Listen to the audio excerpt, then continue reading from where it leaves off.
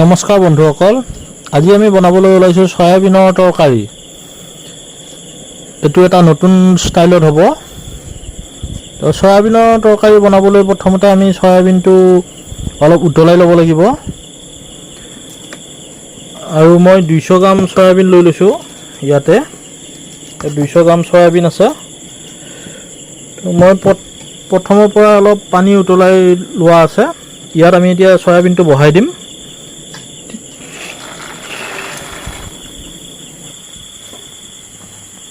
এয়া সয়াবিন সিজিবলৈ আৰম্ভণি কৰিছে। ইয়াত আমি কম পৰিমাণে নিমখ দি দিম।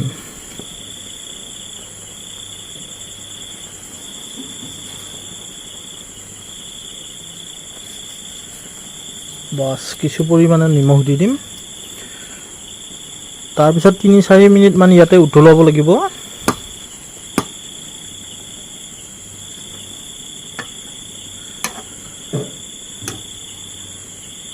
উতলোৱাৰ পিছত পুৰা ফুলি উঠিব, ডাবল চাইজ হৈ যাব সয়াবিনবিলাক। আমাৰ সয়াবিনখিনি উতলোৱা হৈ গৈছে। এতিয়া আমি এইখিনি ধুনীয়াকৈ বেলেগ এখন বাচনত তৰাই ল'ব লাগিব। তাৰপিছত আমি পানীখিনি আতি ছাইড কৰিম। এতিয়া সেইখিনি কৰি লওঁ আহক। আমি সয়াবিনখিনি নুমাই ল'ম।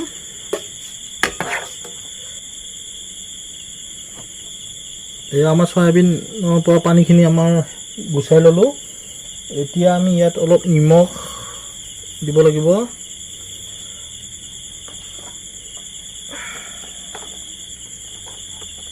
এক চামুচ কাশ্মীৰী মিৰ্চি পাউডাৰ, ৰেড চিলি পাউডাৰ, তাৰপিছত হালধি গুড়ি,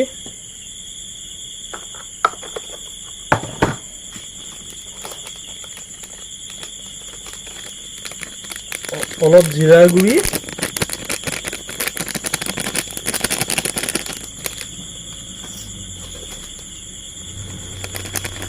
আৰু 1 চামুচ গৰম মছলা।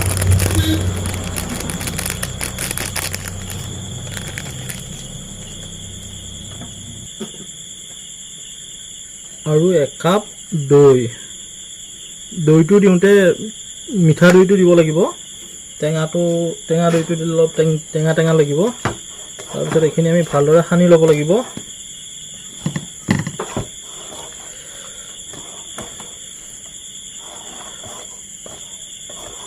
সানি এই গৰমৰ দিনত এইবিলাক সহজ তৰকাৰী হয়, যিহেতু গৰমৰ পৰিমাণ এইবাৰ বহুত বেছি।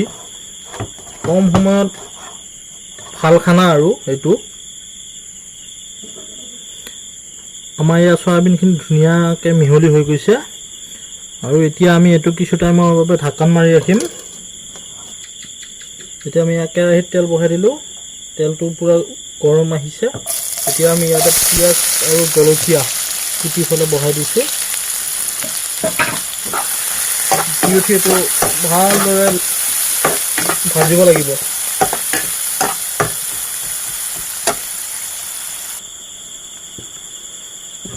পিঁয়াজটো ব্ৰাউন কালাৰ আহিব ধৰিছে।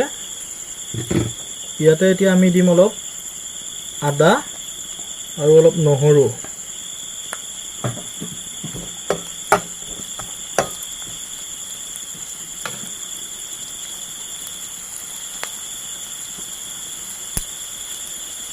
এক টুকুৰা দালচিনি,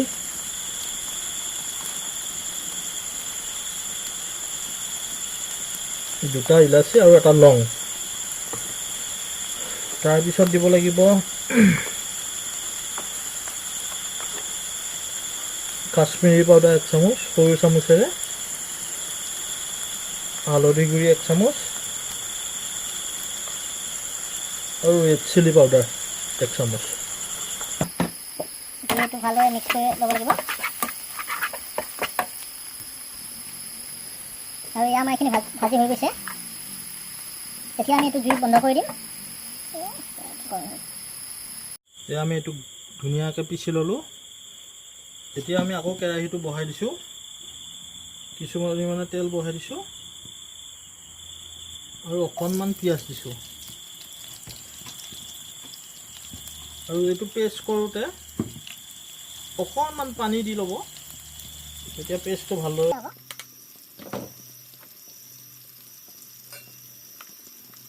এতিয়া পেষ্ট কৰা মছলাটো বহাই দিম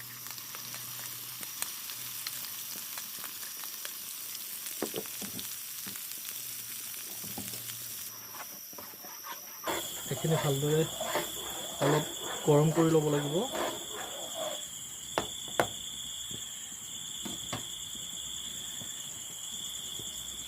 ইয়াত আপোনালোকে তেজপাতটাও দিব পাৰে সেইটো মই দিয়া নাই বাৰু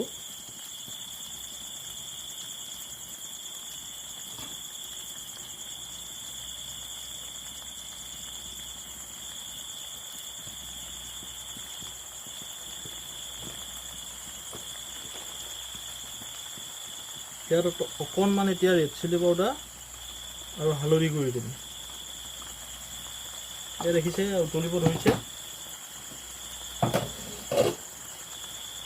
এতিয়া আমি মেৰিনেট কৰি থোৱা চয়াবিনখিনি বহাই দিম ইয়াতে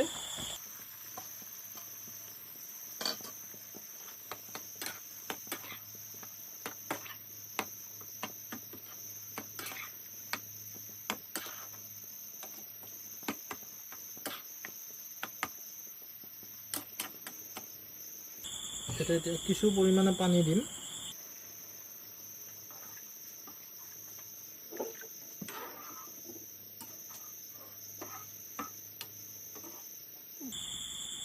এতিয়া আমি এইখিনি ভালদৰে উতলিব দিম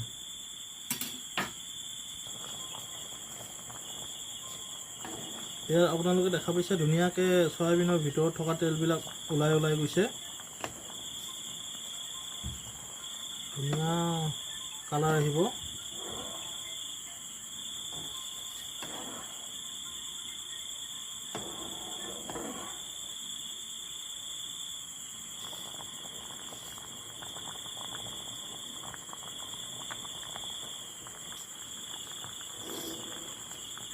আৰু এয়া আমাৰ হৈ গ'ল বৰ স্বাদিষ্ট হয় এনেকৈ খাবলৈ আপোনালোকেও পাৰিব এনেকুৱাকৈ ঘৰতে বনাই খাব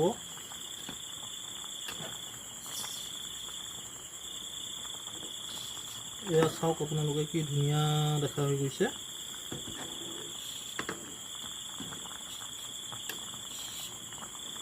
এতিয়া মই এইটো গেছ বন্ধ কৰাই দিম তো আপোনালোকে ভিডিঅ'টো চাই কেনে পায় আমাক কমেণ্ট কৰি জনাব লগতে আমাৰ চেনেলটো লাইক ছাবস্ক্ৰাইব আৰু শ্বেয়াৰ কৰিব নাপাহৰিব ধন্যবাদ